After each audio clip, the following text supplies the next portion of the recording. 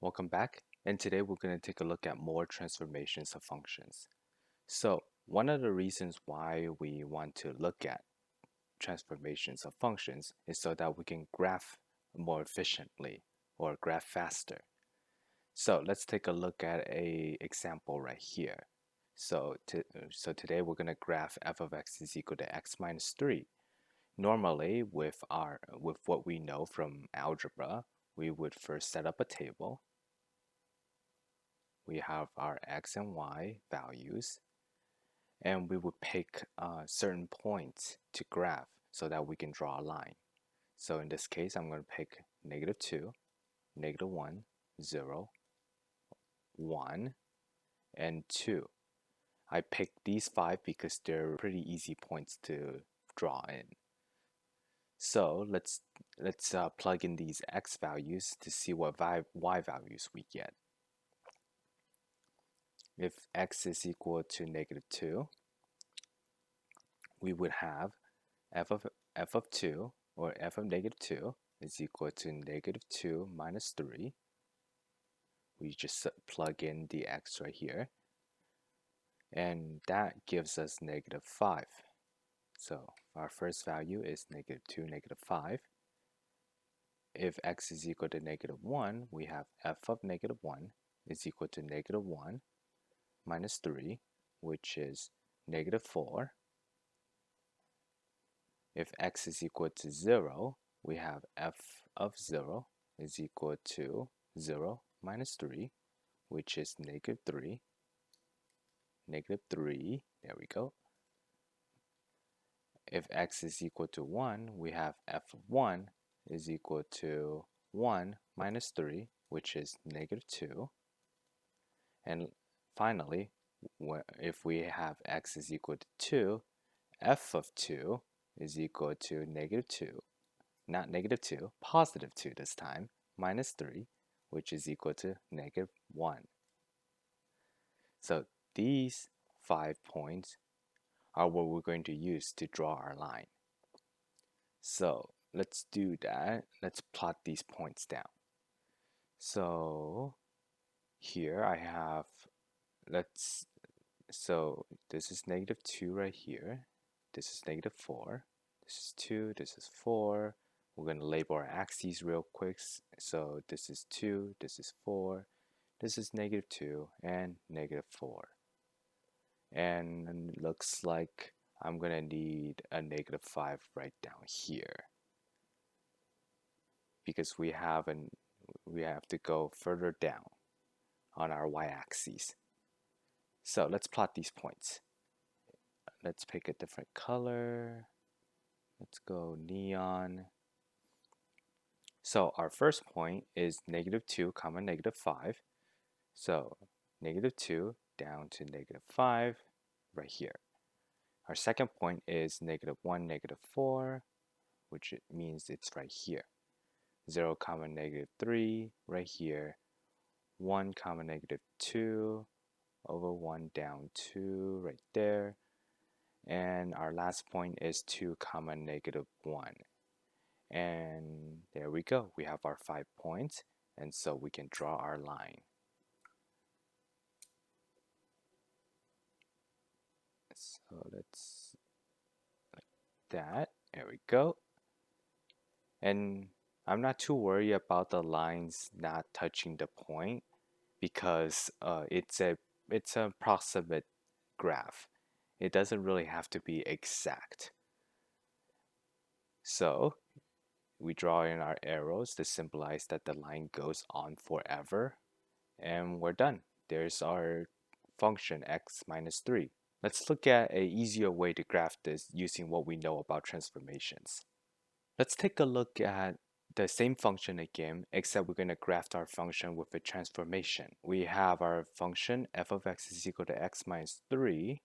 Looking at the function, it looks awfully close to the line y is equal to x. Let's draw that in real quick. So it's y is equal to x is a line that passes through the origin at a 45-degree angle with the x-axis. So let me try to do my best right here. Something like this. And since the lines goes infinitely, I gotta put arrows on the top and the bottom end of the line. Let's take a look at our function that we're interested in, which is y is equal to x minus 3. And let's just compare the two. We can see right here, since the second function has a minus 3 term in the back, we know that that's a vertical translation by 3. We know that the function is being subtracted by 3. We know that it's going to be a vertical translation down by 3. So all we need to do at this point is take our original function and we translate all the points down by 3. So if this is 0, 0, that's going to go down to, let's say this is negative 3 right here. That's going to go all the way down to 0, comma negative 3. Same thing with the remaining points. That's going to go down to negative 4 instead. And this point right here, this 1, comma 1 is going to go down to 1, comma negative 2. And so when we connect these lines,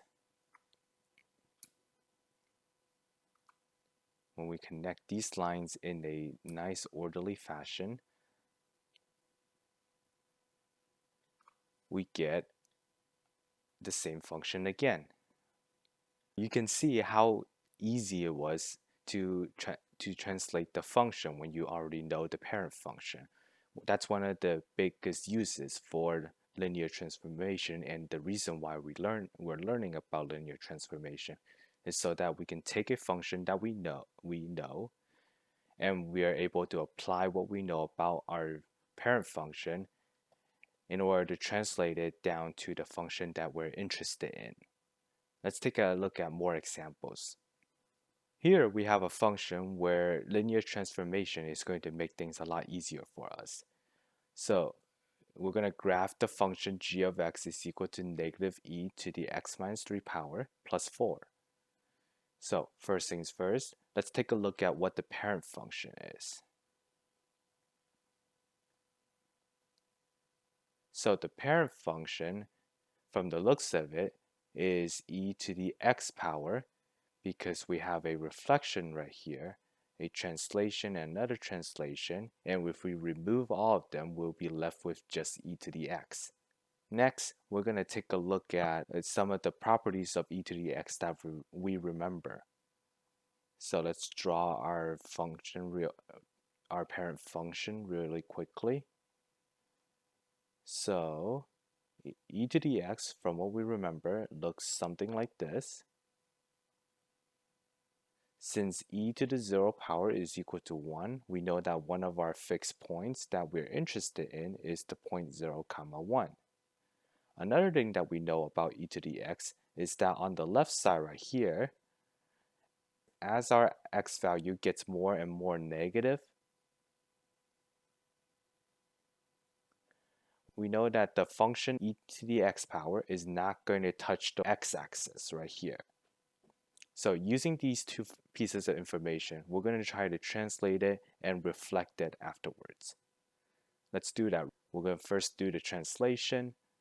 Since we have a x minus 3 on the inside and a plus 4 on the outside, we know that that's going to be a horizontal shift.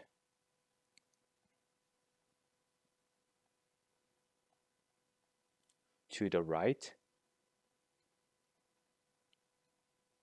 by 3. Similarly, since we have a plus 4 on the outside, we know that that's a vertical shift up by 4. So using our 0, comma 1 as reference, I'm going to shift our function to the right by 3 and then up by 4. Let's do that on the new graph that we have right here.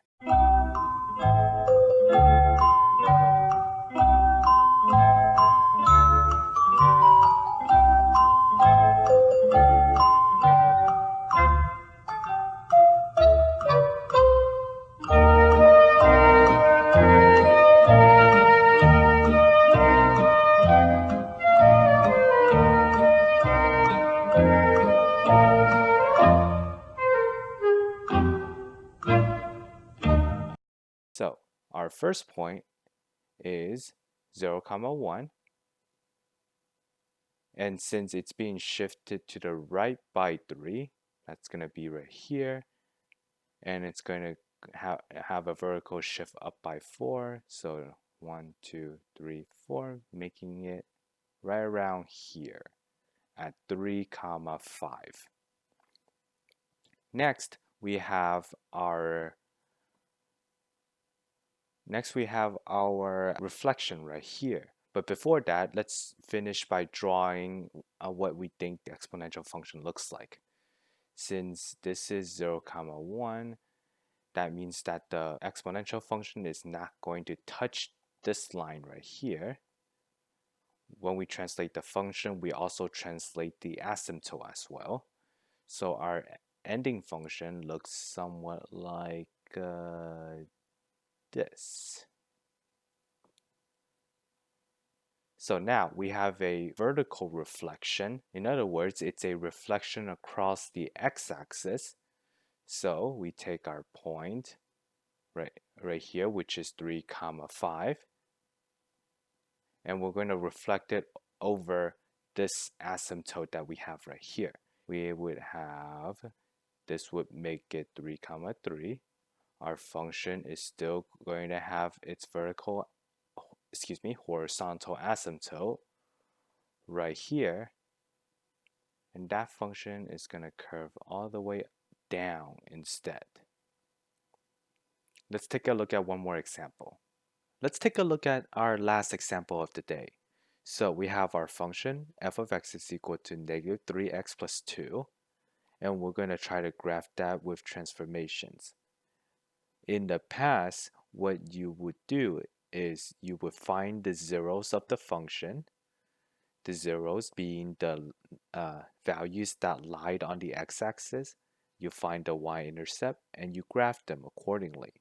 And we can do that right now. So negative 3x squared plus 2 is set that equal to 0, which means if we add 3x squared on both sides, we have 3x squared which is equal to 2, dividing 3 on both sides to get us x squared is equal to 2/3. Taking the square root of it gives us x is equal to plus or minus square root of 2/3.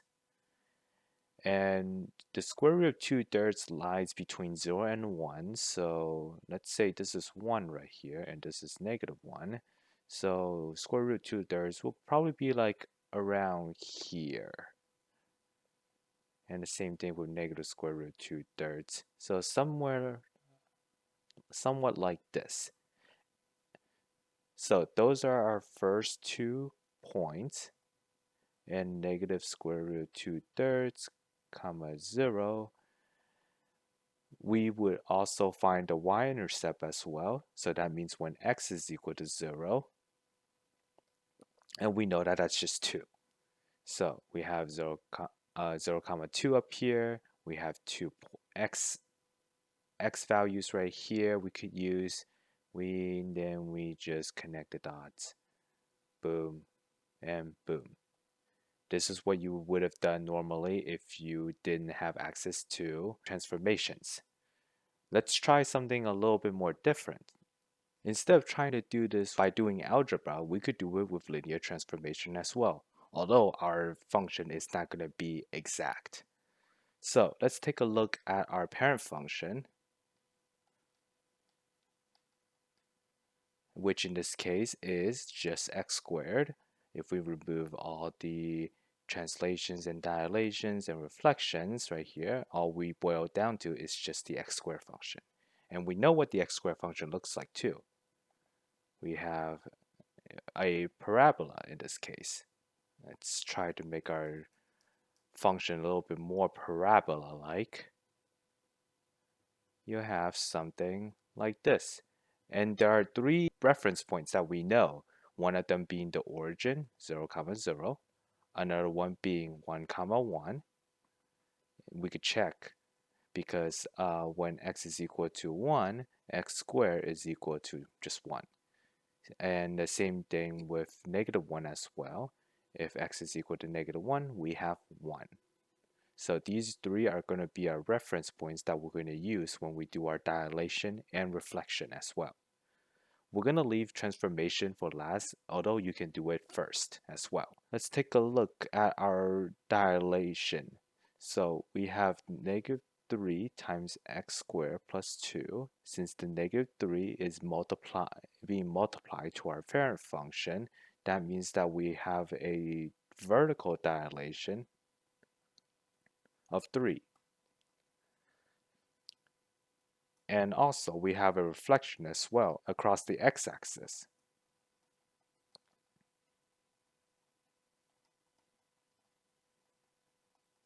Let's graph those two dilations and reflections in a different color. So we have negative 1, comma 1 right here. We have 3. We have negative 3 right here. So if our initial value is 1 comma 1, that means when we do the vertical dilation, which means I gotta label my axes right here as well, that's going to be 1 comma 3 instead. Same thing on the other side, negative 1 comma 3. But our 0 comma 0 is going to stay put right in the center.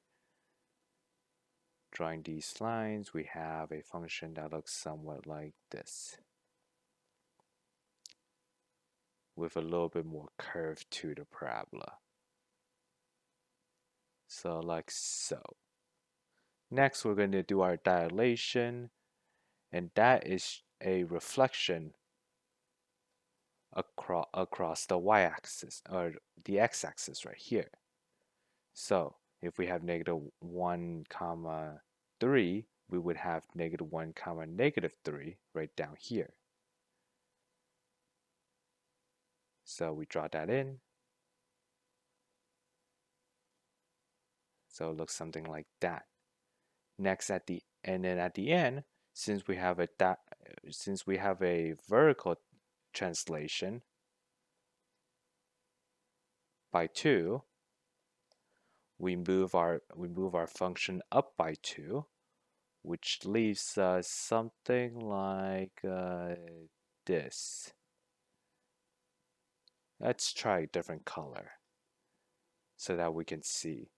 Our end result is the light blue function right here.